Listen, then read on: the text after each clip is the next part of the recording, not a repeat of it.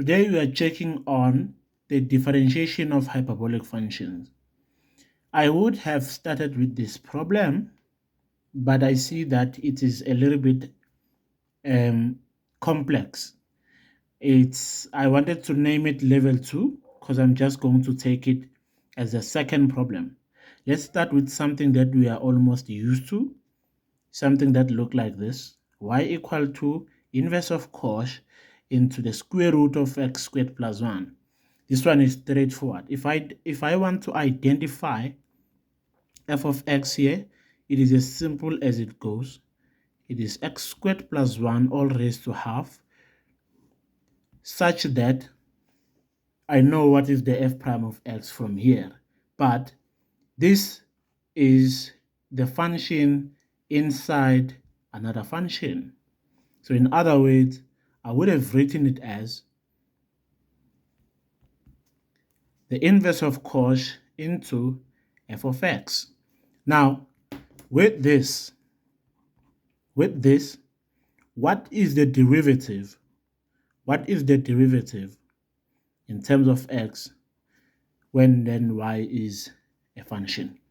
What is the derivative in this case?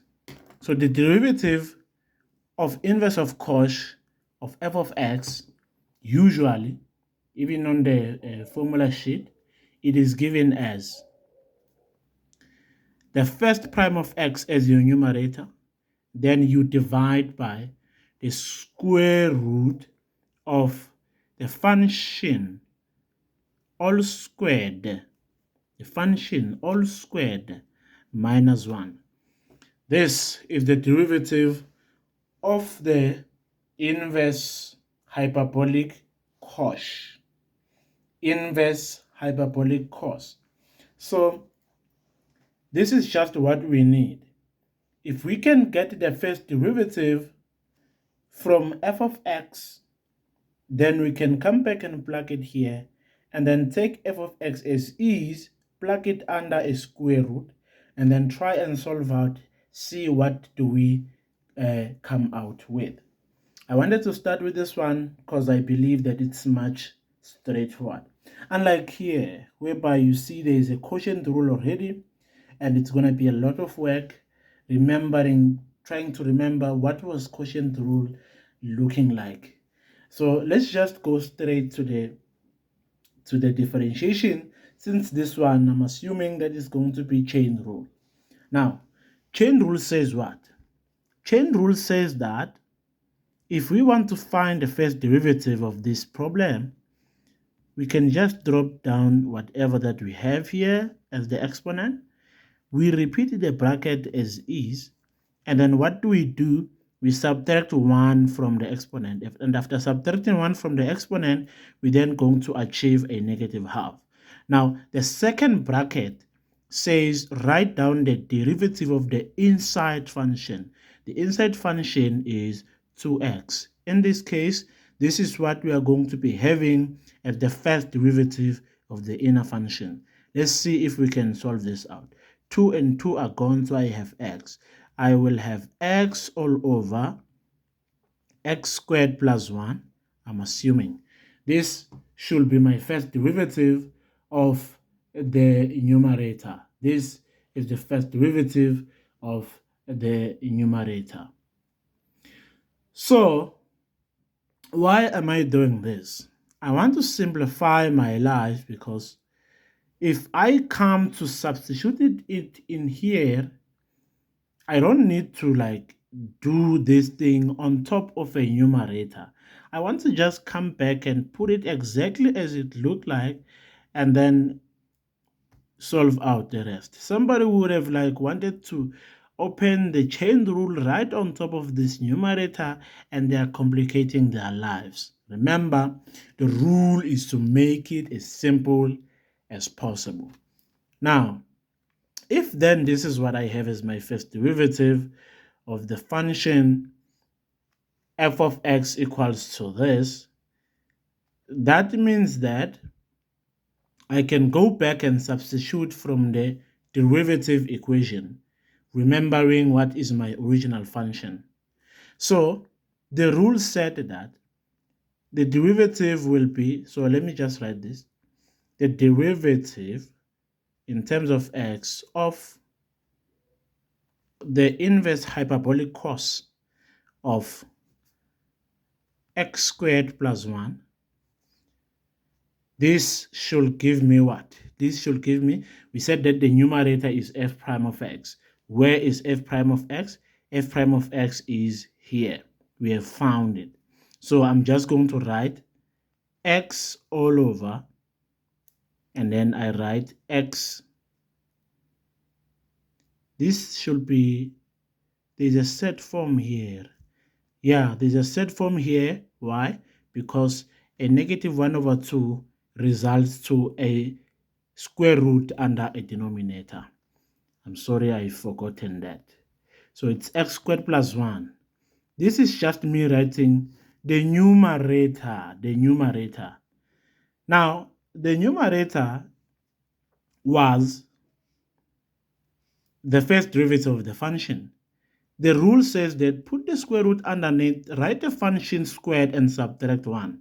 So the function that the function is this. If we put the square root under a square, what are we doing? If we put a square root under a square, what are we doing to a square? We are killing the square. That is what I remember. Now, let's see. I just want to deal with the denominator first. So this is going to be x under a square root of x squared plus 1, I'm assuming. And then under a square root, the square and the square root are cancelling out. Thus, we are having x squared plus 1 minus 1. Am I correct? I think I am correct. Now, this guy can be rewritten as x over x squared plus 1 under a square root, and then multiplied by, I converted the division into multiplication. If this function is over 1, then meaning that the numerator will then become that. And with that being said, I can just work out 1 and just cancel it out, because I see it does no good to me at all. It does no good to me at all. So with that being said, I will just have an x squared. You agree? Yes, I will just have an x squared. Why? That and that, they are cancelling out, resulting to a 0. So now, what can I do here?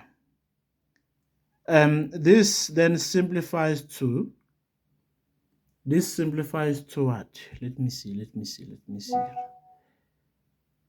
So let me see. This is x. Let me just disconnect it, and then I also want to close my. There's somebody that is going to call, and they will disturb the hell out of me.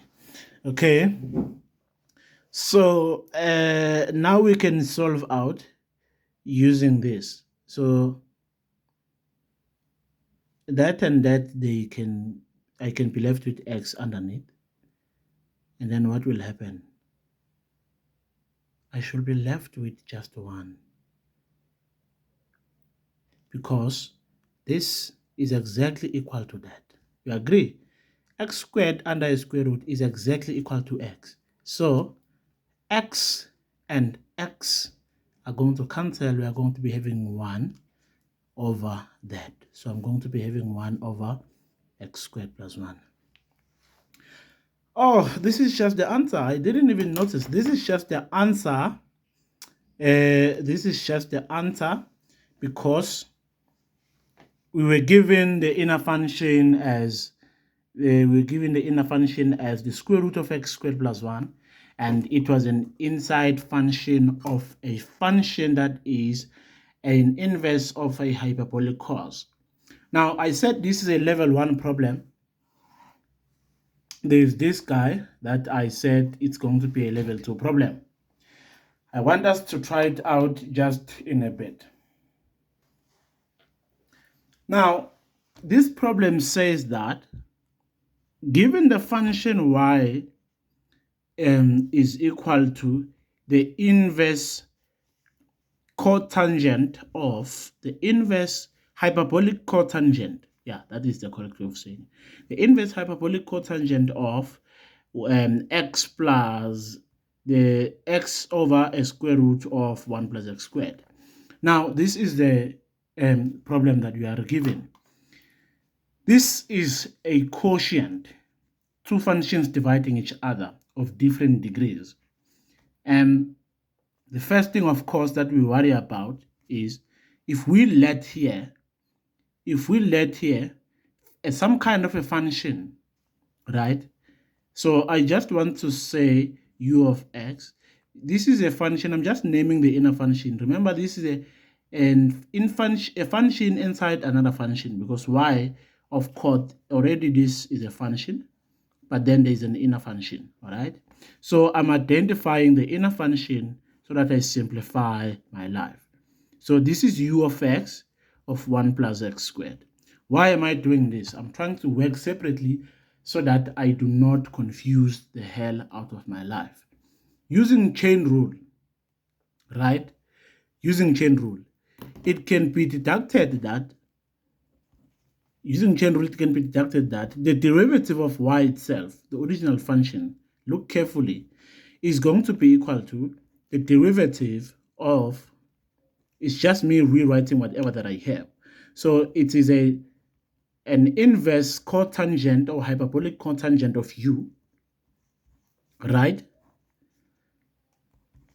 This is because I've just named the inner function as u. Now, me putting back u, I'm trying to see what will come out using the laws of differentiation of hyperbolic inverse functions. The law says that if you have an inverse hyperbolic cotangent, you must have, look very carefully, I want to write it in black. You must have the first prime of x, of which is the first derivative. I'm writing the law here. Don't mind the confusion of what. Ne?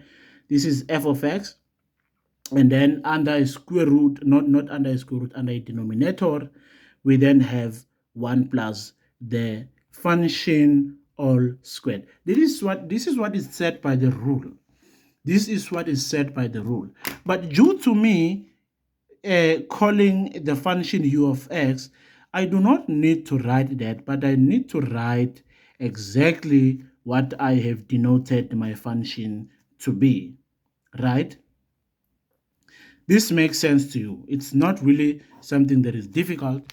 It's just the naming of your preference. So the worry is, how can I get u prime of x? That is the worry. How can we get u prime of x? Other people will write this as 1 over 1 minus u squared, right? And then they will be saying multiplied by du dx. This is one and the same thing. You can write it as many times as you can. This is just one and the same thing, right? So now let's derive u of x and see what are we coming up with. Let's derive u of x and see what are we going to come up with. So with that being said, we are then of course forced to use chain rule. It's going to be chain rule and product rule. Why am I saying that? If you were to rewrite this is x over something.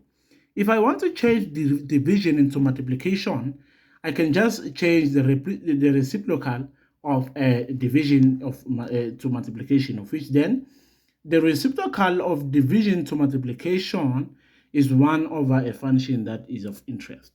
So what am I trying to say? We are trying to find the derivative. We are trying to find the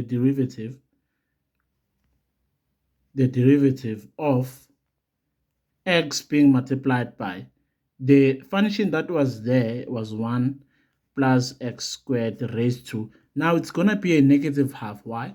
I've raised the sad the square root into a numerator, and hence then changing the sign of an exponent. So if we are supposed to find this, how can we find this? How can we find this?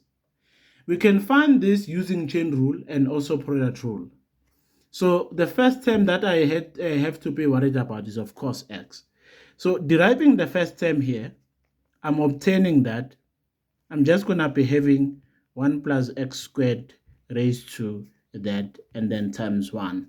Because x, when you derive it, becomes a 1, then I put this plus that is coming from a rule of product rule, right?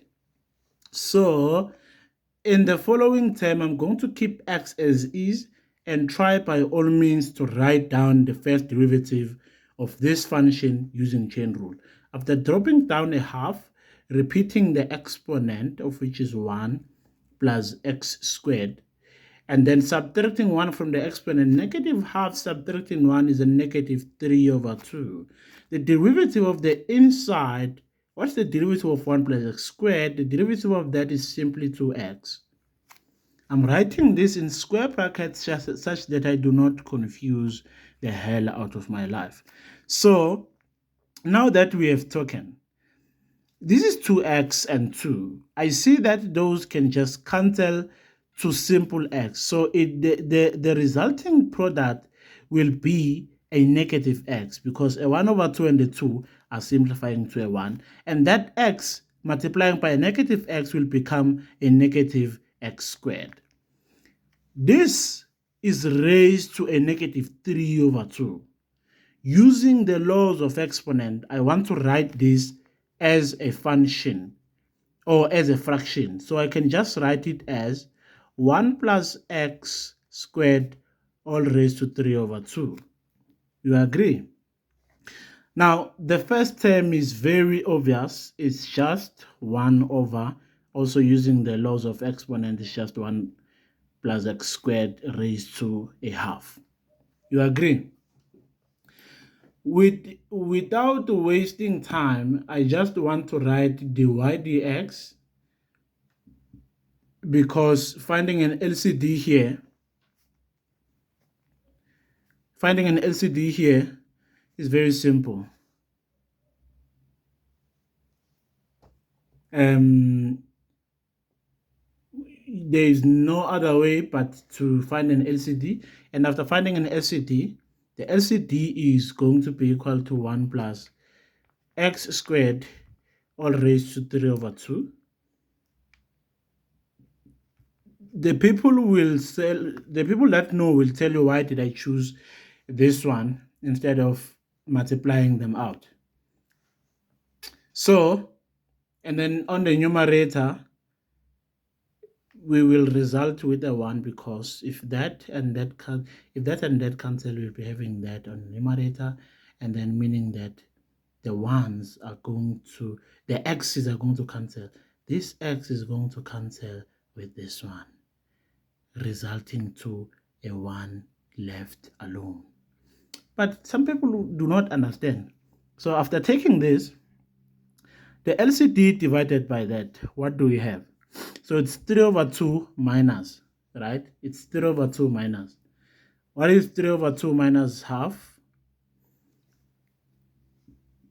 3 over 2 minus half is 3 over 2 minus 1. This is 3 over 2 minus 1 over 2. It becomes a 1. So the exponent will be 1. That means that we have 1 plus x squared raised to 1. And then we have what here? We have 3 over 2 minus 3 over 2 is 0. So this raised to a 0 is 1. 1 times x squared is just x squared. Okay. That and that, they cancel out to a 0. Then we are left with 1. That is why we are going to be having y over 1 plus x squared all raised to 3 over 2. That's just what? That's just du dx. That was just du dx. Remember that we said the inner function of which of this was u of x. Now, it's time to substitute back into the equation. Remember that we said the derivative, the overall derivative, need to be du dx. And we have it. This is du dx. We have du dx here. Here, it's u squared. U squared is the function all squared. You agree? Sharp. So, if I want to substitute this into the equation, I am remembering that the derivative of y in terms of x, when I have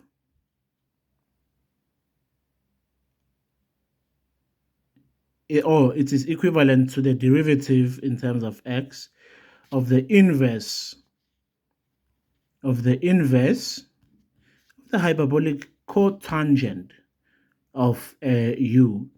We said it's going to result to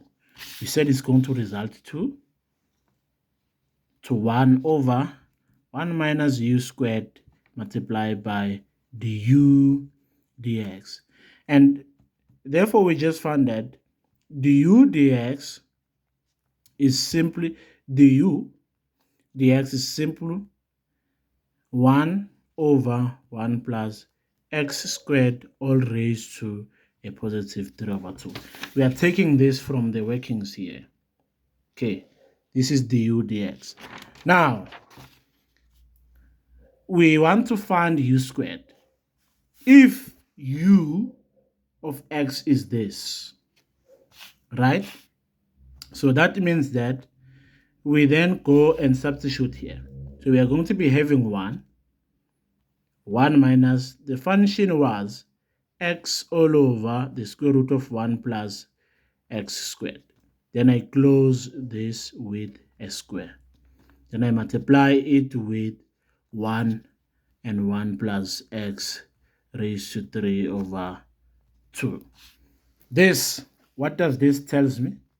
This tells me that under the numerator, I will be having something that will be looking like 1 minus x squared over the square root of 1 plus x squared.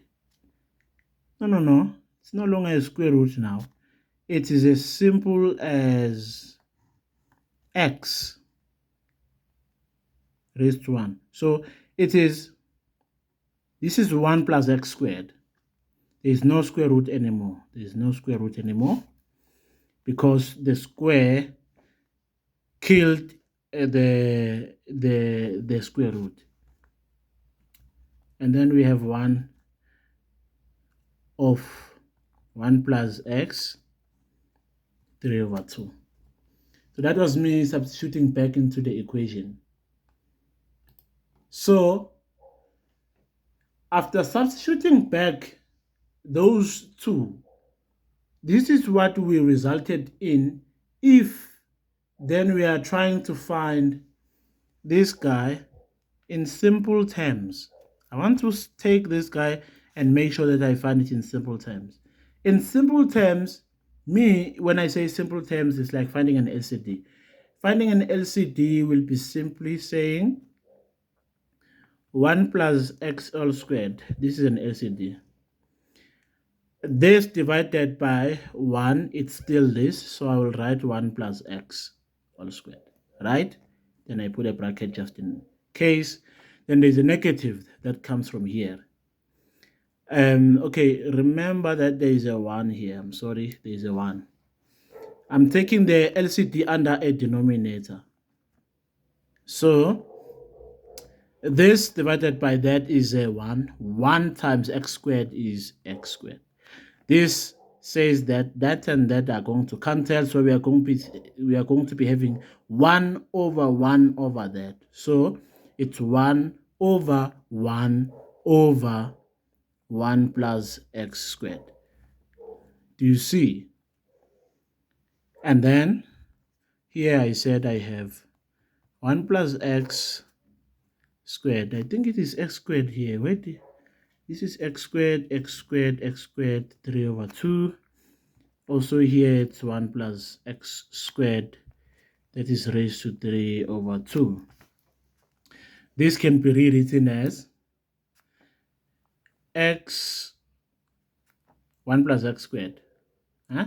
Yeah, just flip whatever that you have, multiplied by 1 over, so I'm just going to create a bracket. So it's 1 plus x squared, and then we have a 3 over 2. This is very simple. This is 1 subtracting 3 over 2. What is 1 subtracting 3 over 2? It's going to be a half, right? Right. So it's going to be a 3 over 2, which is positive. No, it's negative. So that means that we are going to be having 1 plus x all squared raised to a negative half, and this can be rewritten as 1 over the square root of 1 plus x squared. This is our answer. This is our answer. This is the answer from the problem that said, what is the derivative? What is the derivative? What is the derivative of inverse cotangent, or should I say inverse hyperbolic cotangent of the x over the square root of 1 plus x all squared?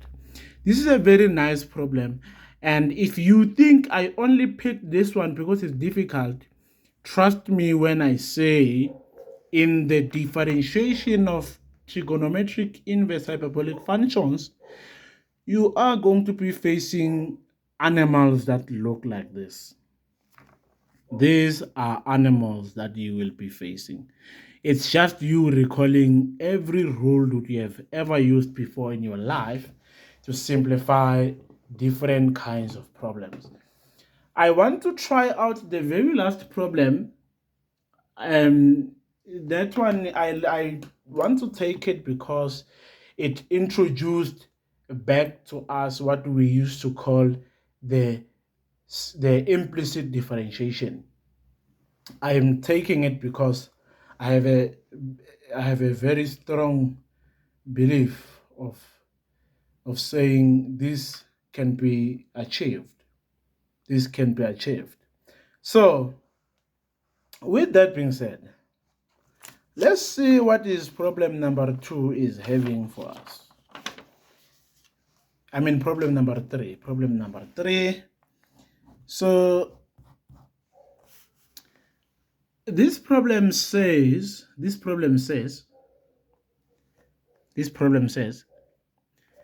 if you have y, no, this is implicit differentiation, so there is no y. This paper is ugly already. I want to use another one. So if you are required to find the second derivative if the inverse hyperbolic sign of x squared times y is equated into a square root of 1 plus x raised to 4 and y squared. This is not really a scary animal, just that you have two functions, left-hand side and the right-hand side. This is implicit differentiation, but in the same time, it is the differentiation of the inverse hyperbolic functions. In the same time, there is chain rule and everything that you can think of. Even looking at the inside function of the inverse hyperbolic sign, you have a product of two functions. I think almost every rule is here except the exponential differentiation, of which we did not do, and the logarithmic. So somebody was going to say, let's just differentiate both sides. But remembering, if we all the time when we see the inverse of a hyperbolic function, we have to recall that the derivative of this guy, the derivative of inverse hyperbolic sine of f of x, what are you going to find? What are you going to find? From the rules of differentiation of the inverse hyperbolic trigonometric functions. The rule says that if you have a negative or if you have an inverse of a hyperbolic sine, this is what you are going to be having as your answer. On your numerator, you'll write the first derivative of the inner function. Under a square root as your denominator, you'll be having a function squared. But what is important in this case is a plus sign. Pay attention, it is a plus sign. Meaning that the only thing that we are worried about in this case is the first derivative of the function. Because underneath a square root, we can just substitute whatever that we have there and then get away with it. So, left-hand side.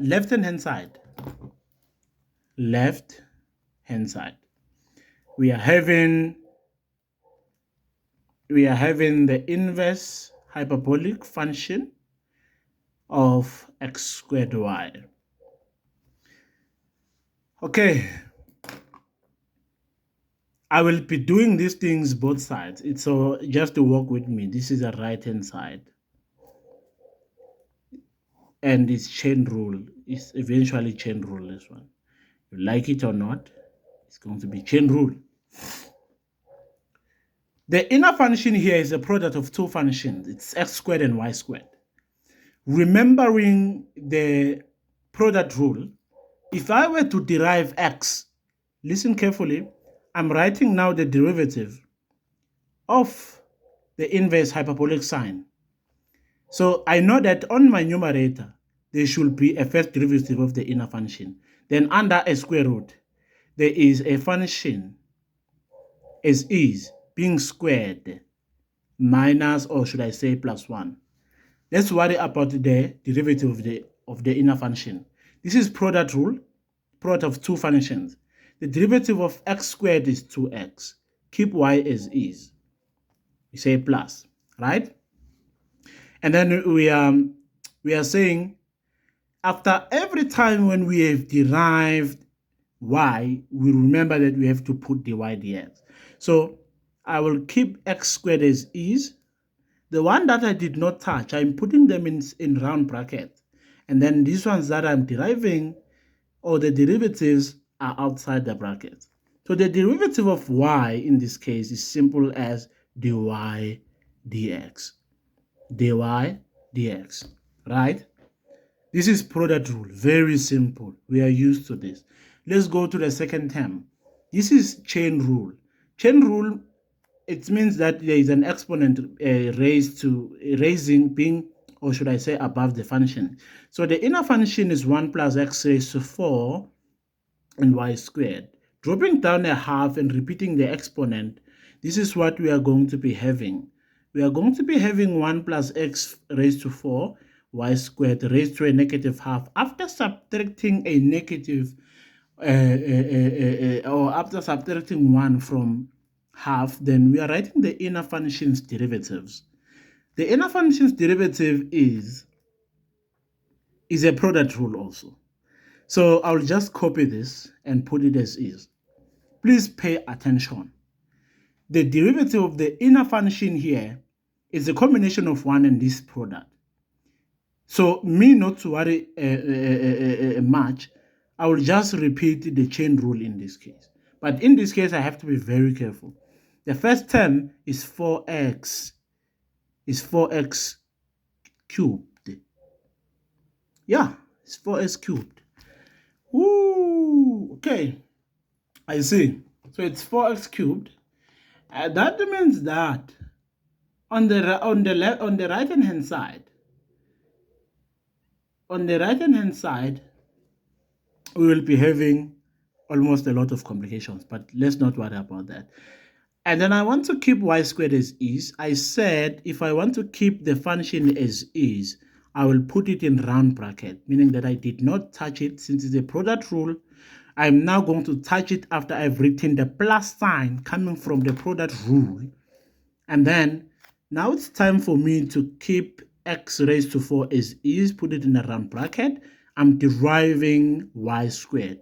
So the derivative of y squared in implicit differentiation becomes 2y multiplied by dy dx. Say no if you are not satisfied. This is the derivative of the inner function. This. To recall, we started differentiating x and then we differentiated y. So in this case, I dropped down 4 and I subtracted 1, keep y squared as is. I keep x squared raised to 4 as is and derived y squared. Became 2y dy d squared. Why? This is implicit differentiation. The question said find d squared y over dx squared. But you cannot find that before you have found dx over, or should I say dy over dx. Now, let's rewrite this thing so that it looks a little bit neat.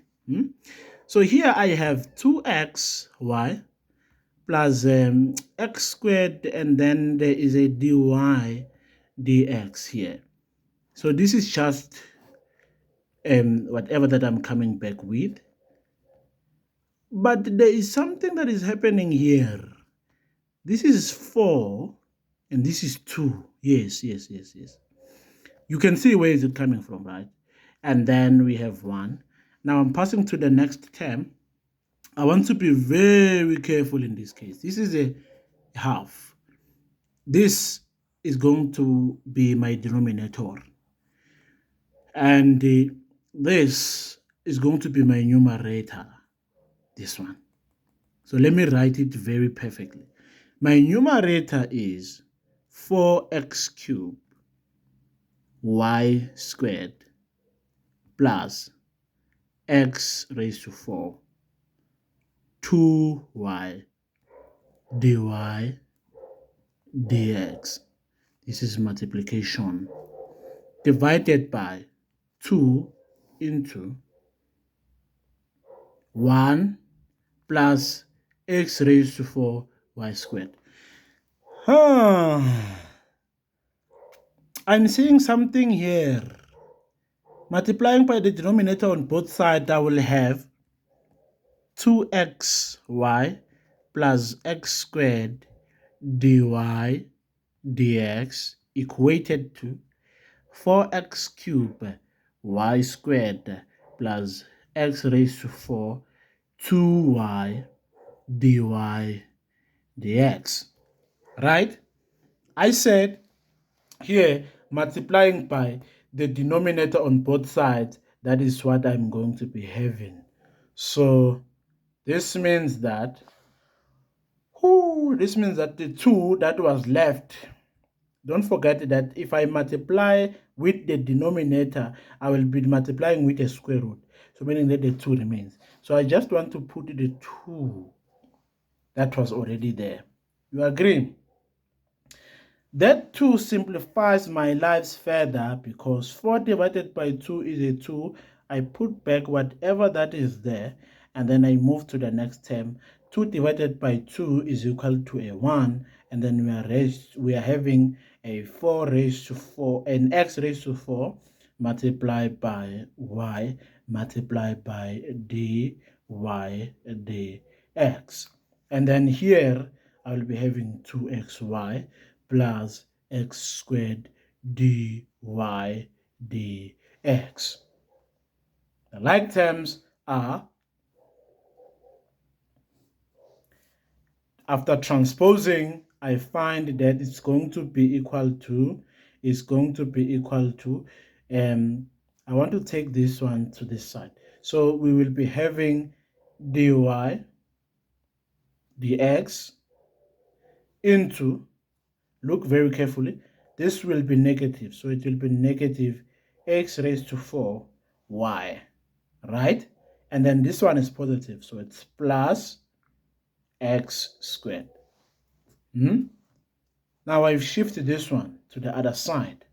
If I shift this one to the other side, what am I achieving?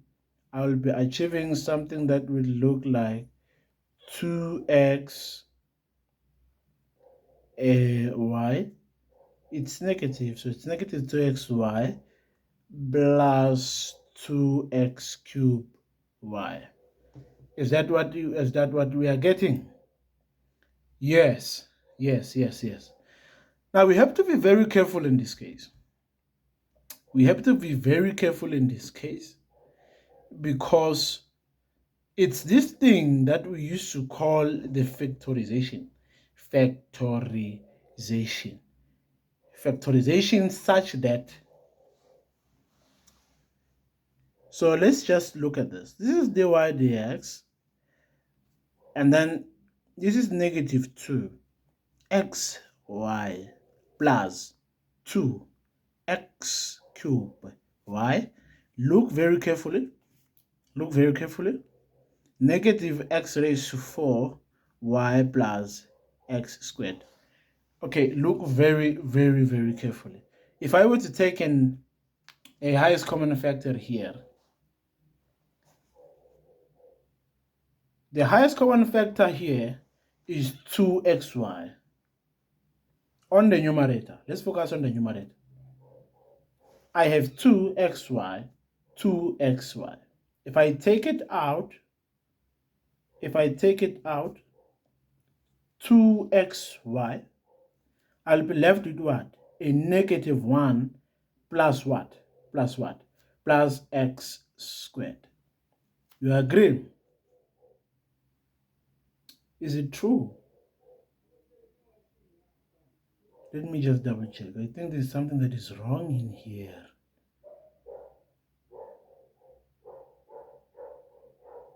There is something that is wrong in here. Let me just double check here. There should be a y squared somewhere here. Yes, this is 2x cubed squared. Yeah, and in this case, let's see in this case. What happened here? This is x squared. Yes. So this means that there's a squared here.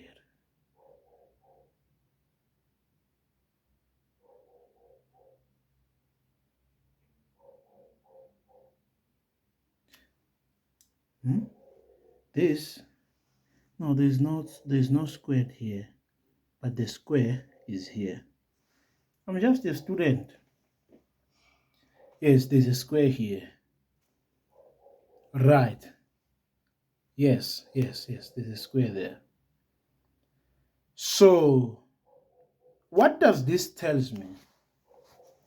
This tells me that after taking after taking 2xy,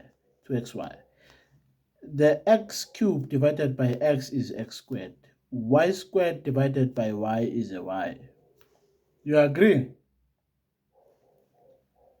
Let me come here. What is the what is the highest common factor here? The highest common factor here is the x squared. Is the x squared.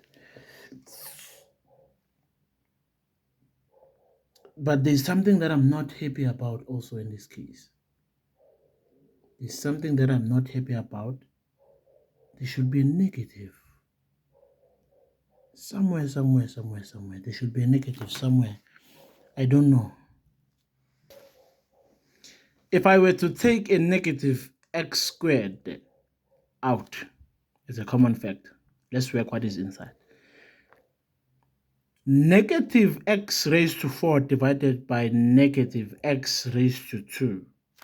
The answer is a positive x raised to 2.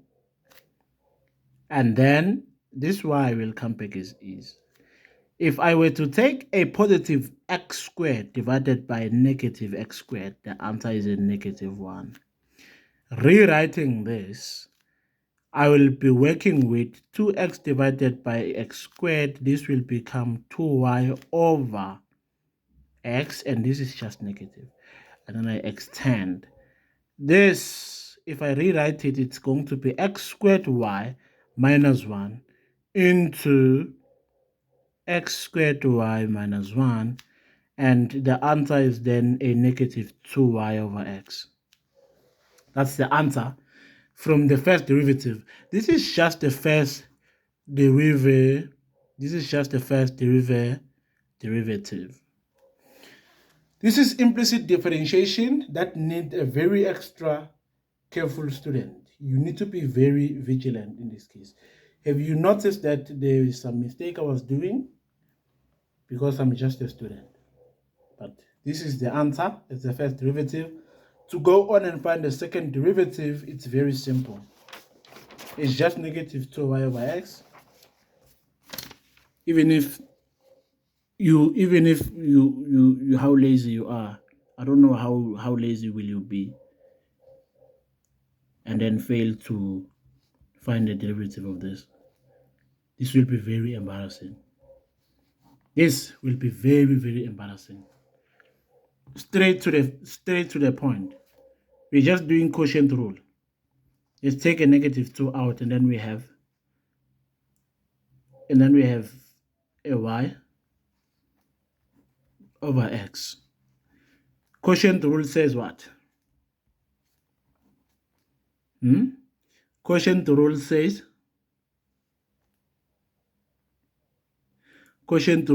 that you will be having 1. This is because I've derived the numerator. So it's 1 dy dx. Then I keep x as is, right? And then now I'm keeping y as is, and then I'm deriving the denominator, of which is 1. Do you agree?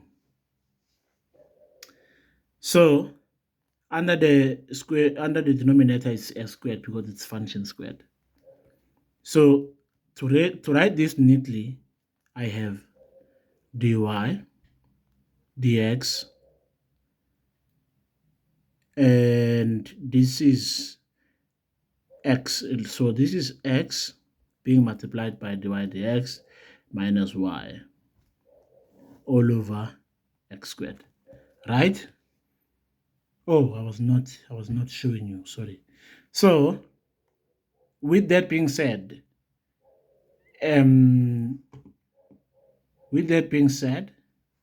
what else can be done here to simplify our lives?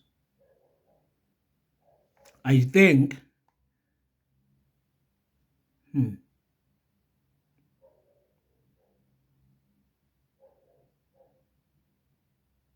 yeah, there is something that can be done in here.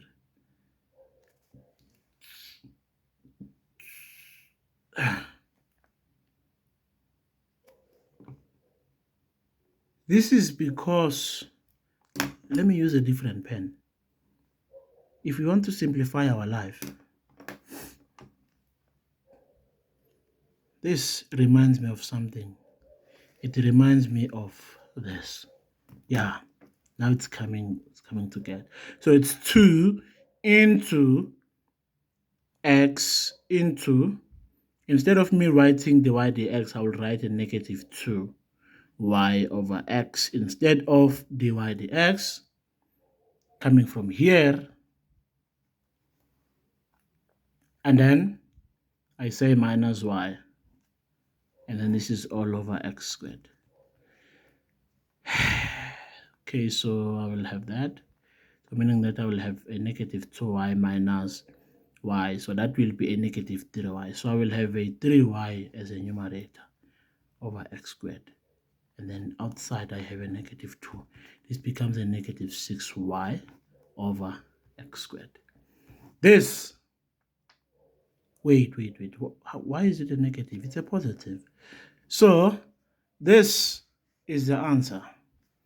from the problem that said find the second derivative if you are given the inverse hyperbolic sine of x squared y equal to the square root of 1 plus x raised to 4y squared. It's a very nice example. You should try it out. The other problem that I have is there, and it's for you to try it out, because I will only provide you with an answer. So go try this problem. This is a problem that I'm giving to you. Please go and try it out. It's going to be x equal to a is just a constant, multiplied by an inverse hyperbolic sec of y over a. Still a is a constant. Still a is a constant. Still a is a constant. And then here also it's a squared minus y squared. The tip for me here, that I want to tell you is that please do not try to solve for y in this case and then you want to find y dx. You can just say dx dy, because this function is a function of y. This is an inverse. That's why then we have x, right? You remember the inverses, the definition of inverses. That's why we have x and we have y. So it is a function of y. It's no longer a function of x. So when you derive x variable, you derive it in terms of y. So you'll be saying dx dy. At some point, this can be rewritten, right? Even here, I can get dx dy here by just multiplying, cross multiplication. It's very simple. So please do not try and solve for y here and make it a substitute of the formula. You will be wasting your time. Go and try this problem out. I'm sure that it's going to be very short and it's going to be very simple, taking into consideration that there is just an a which is being a constant. It should not worry you. It should just be a right away problem. Please meet us on our next video where we will be focusing on